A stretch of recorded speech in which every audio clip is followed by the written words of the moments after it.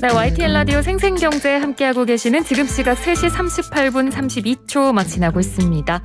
암호화폐 이슈들을 정리하고 또 분석해보는 시간입니다. 암호 푸는 남자. 자, 오늘도 한국경제신문 이면우 기자 화상 연결로 만나보도록 하겠습니다. 기자님 안녕하세요. 네, 안녕하세요. 네, 그동안 거의 60개가 넘게 정말 난립이라는 표현까지 쓸 만큼 정말 많았던 우리나라 이 코인 거래소가 순식간에 이제 특근법이 시행이 되면서 29개로 줄어들었습니다. 자, 정리 과정을 일단 먼저 좀 짚어주시죠. 네, 이 말씀하신 특근법에 따라서 9월 25일부터 가상자산 사업자로 신고한 거래소만 영업을 할 수 있게 됐습니다. 예. 이 현금으로 암호화폐를 사고 파는 원화마켓을 운영하는 곳은 예전에 예상했던 대로 업비트와 빗썸, 또 코인원과 코빗까지 4곳만 남았고요. 이른바 4대 거래소를 제외한 나머지 25개 업체는 이 암호화폐를 통해서 다른 암호화폐를 사고 파는 코인마켓으로 전환해서 계속 운영하고 있습니다. 그동안 군소거래소의 무더기 폐업이 좀 우려가 많이 됐었는데요. 네. 이 금융위원회는 이로 인한 혼란은 크지 않을 것으로 자신하고 있습니다. 앞서 말씀드린 그 신고서를 제출한 29개 거래소의 점유율이 99.9%에 달하고 있다는 이유에서인데요. 네. 이 금융위가 사업자들 현황을 점검을 해본 결과 신고서 제출을 아예 포기한 36개 거래소는 모두 다 영업을 종료한 것으로 확인이 됐습니다. 네.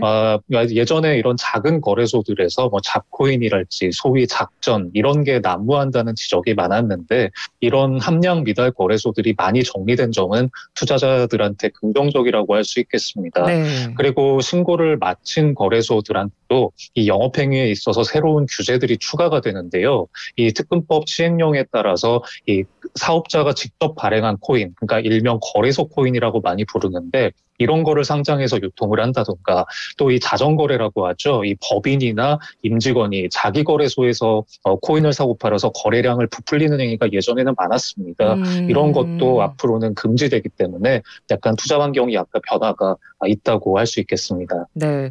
사실 이 특근법 시행되기 전에는 막상 이게 시행되고 나면 막 코인 거래소를 무더기로 막 폐업하고 막 시장이 혼란스럽고 막 소비자들 피해가 커지고 이럴까봐 좀 사실 걱정이 많긴 했는데 그래도 그 정도의 혼란은 일어나지 않아서 어떻게 보면 좀 다행이긴 합니다만 그래도 이번 일을 계기로 좀 남은 과제들은 저희가 살펴볼 필요가 있을 것 같아요. 네, 일단 업계에서는 원화마켓을 운영하는 그 대형 거래소들로 이용자들이 몰리면서 뭔가 좀 투자 리스크는 줄어들고 안정화되는 효과가 있을 것으로 기대하고 있습니다. 네. 또 예전에 작은 거래소들은 이용자들 자금이 막 한 계좌에 뒤섞여 있는 벌집 계좌라고 하죠. 이런 거를 운영하는 경우가 많았는데 이런 거를 이용한 금융 범죄의 가능성도 좀 줄어들 것으로 보고 있습니다. 예. 대신에 아까 말씀드렸지만 그 원화로 거래할 수 있는 곳이 4개밖에 없다고 말씀드렸잖아요. 네네. 그래서 독과점 문제가 우려된다는 지적이 많이 나오고 있습니다.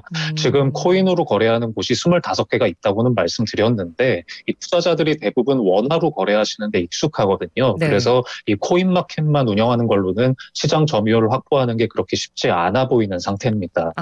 그래서 이런 소수의 어떤 그 시장 지배적인 사업자 중심으로 경쟁이 좀 제한될 수 있다. 이런 한계가 많이 지적이 되고 있는데 이 코인 마켓으로 일단 신고서를 낸 거래소도 나중에 원화마켓으로 전환하겠다고 얘기는 하고 있습니다만 이 몇 곳을 빼면은 쉽지 않아 보이는 상황이고요. 네. 이 코인마켓으로 운영하다가도 폐업할 가능성도 있기 때문에 아직은 리스크가 약간 남아있다고 볼 수 있겠습니다.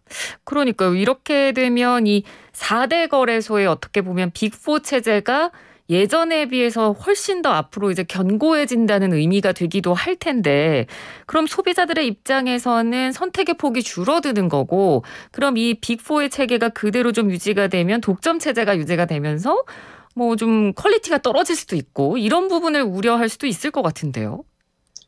일단 대표적인 문제로 거래 수수료를 들 수 있겠습니다. 일단 완벽한 독과점 체제에 가깝게 지금 만들어졌기 때문인데요. 네.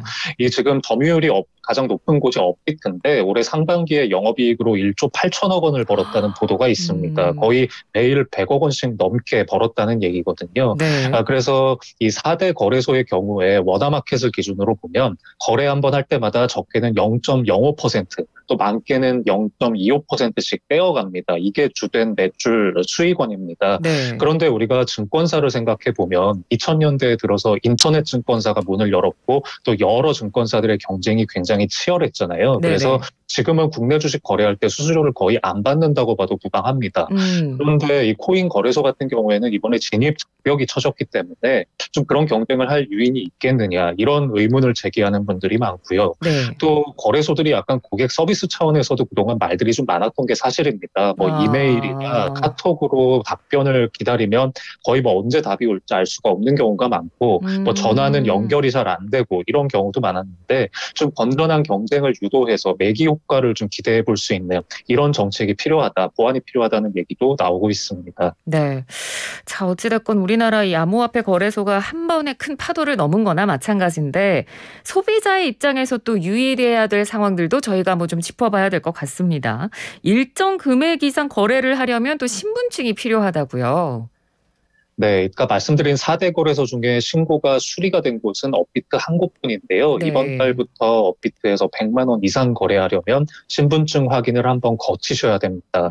이 음. 정보의 신고 수리 공문을 받는 업체들은 고객 확인 의무, 이게 영어로는 Know Your Customer라고 해서 KYC라고 업계에서는 많이 부르는데요. 네. 이 의무를 이행해야 하는 그런 의무가 바로 생기기 때문입니다. 이것은 자금 세탁 방지와 관련된 규제의 하나인데 이 모든 거래소 투자자들이 주민등록증이나 운전면허증 이런 거를 거래소에 찍어서 한번 보내시는 절차입니다. 네. 그러면 정부 전산망으로 이 신분증을 인증하고 나서야 이제 거래소에서 사고 팔 수가 있게 되는 겁니다.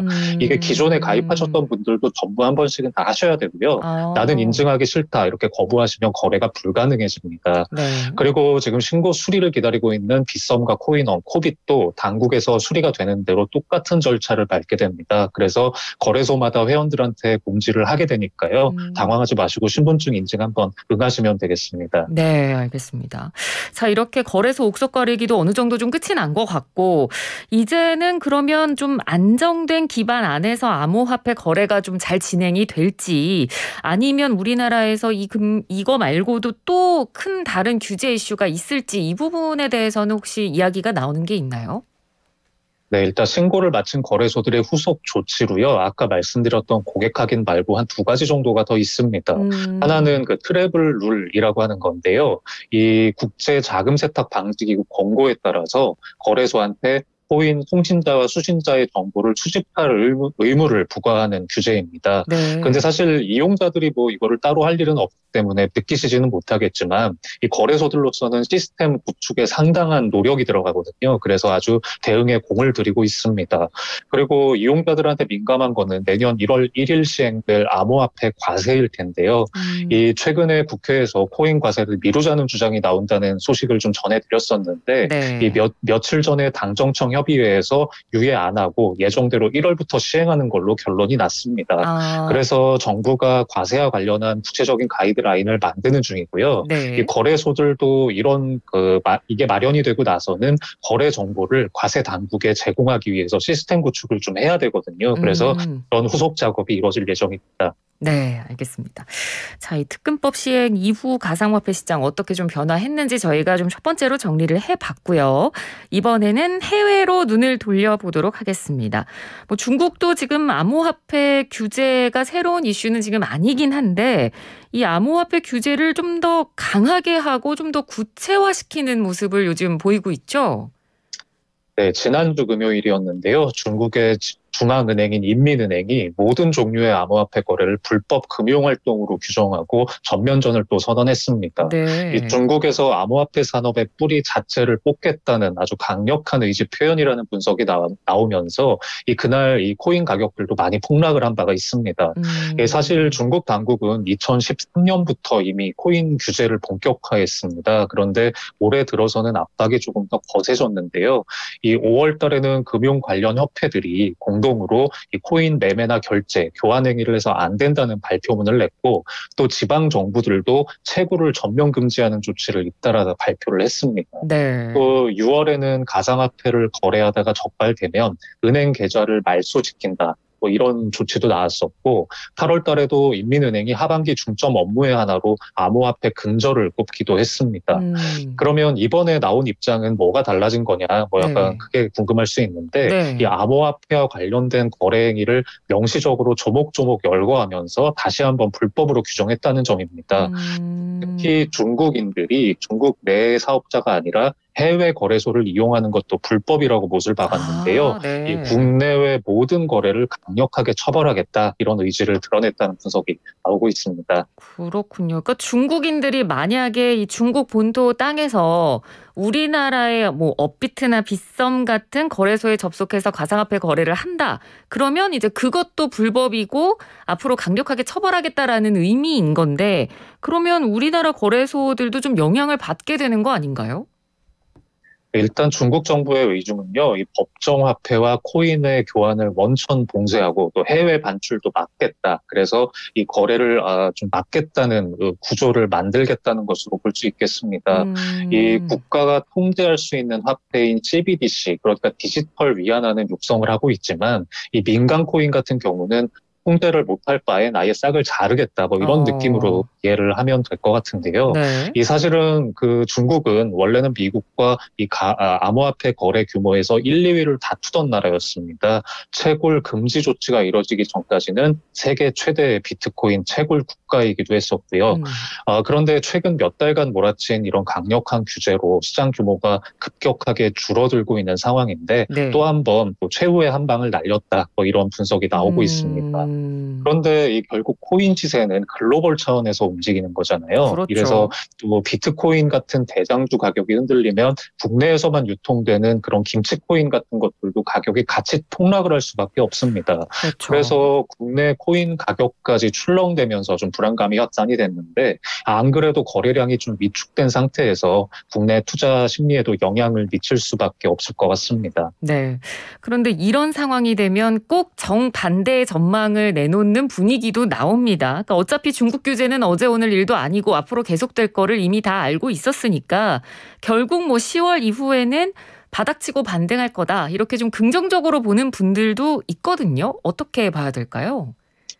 네, 일단 코인의 미래를 낙관적으로 보시는 분들 사이에서는요, 단기적으로는 충격 요인이 맞는데 장기적으로는 나쁘지 않다, 오히려 호재다 이렇게 얘기하는 음. 분들도 많이 있습니다. 네. 지금 또 시장에서 거래 데이터를 보면 저가 매수를 유입하려는 수요가 지속적으로 있기 때문에 장기적으로 상승 가능성이 꺾이지 않았다 이런 희망적인 내용을 담은 리포트들도 좀 나오고 있긴 합니다. 예. 그리고 저 코인 텔레그래프라는 매체가 있는데요. 이 비트코인이 2009년 탄생을 했는데 이후에 12년 동안 중국에서 발생한 18번의 공포 정국을 견뎌냈다 이런 보도를 하기도 했습니다.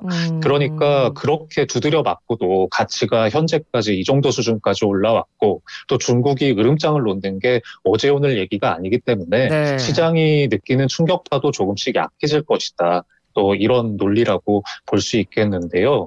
그리고 또 이와 별도로 채굴 혹은 거래소 산업에서 이 압도적으로 높았던 중국의 점유율이 떨어지는 게 나쁘지 않다는 평가가 또 많이 있습니다. 네. 이런 그 움직임, 이런 활동들이 미국이나 캐나다, 뭐 중앙아시아나 동남아 이렇게 전 세계로 분산이 되는 추세를 보이는데 그러면 특정 국가의 세력이 담합을 할 수 있는 여지도 좀 줄어들고 장기적으로 비트코인이라는 네트워크가 가진 안정성, 독립성 이런 게 좀 강화될 거다 이런 전망도 음. 나오고 있습니다. 그런데 네. 이 만약 세계 모든 국가들이 중국 같은 조치를 취한다면 사망 선고가 될 수 있겠습니다만은 사실 이런 조치는 공산당 국가인 중국이니까 가능한 거지 다른 그렇죠. 나라에선 이런 조치를 쉽게 할 수 없다는 것인데요. 음.